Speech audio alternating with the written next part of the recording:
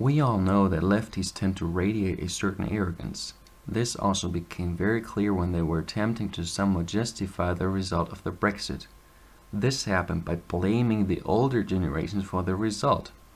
By displaying said older people as responsible for the terrifying result, I find the approach toward the generations that are responsible for the relatively high wealth in Great Britain a tremendous lack of respect.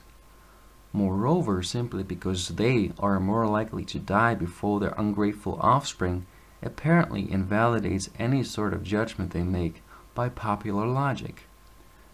Only when people are really old, their opinion seems to matter and should convince us to tolerate an uncontrolled invasion of Africans and Arabs, like Mr. Alexander Van Bellen used in his presidential campaign.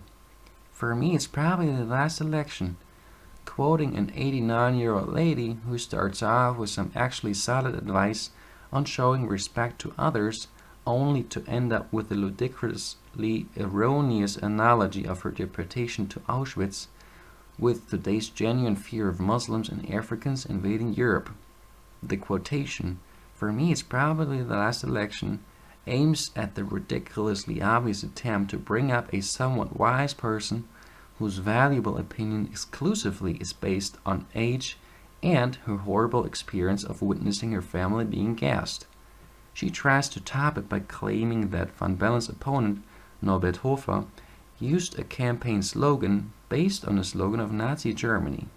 However, "So wahr mir Gott helfe," so help me God, is part of the oath used by tens of thousands of officials every year in Germany and Austria.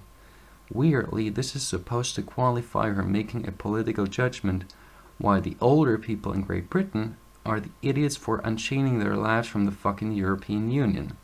So, as long as old people have been harassed in their past, their judgment on anything is taken very seriously, while old people refusing to accept cultural changes in Europe are the evil older whites.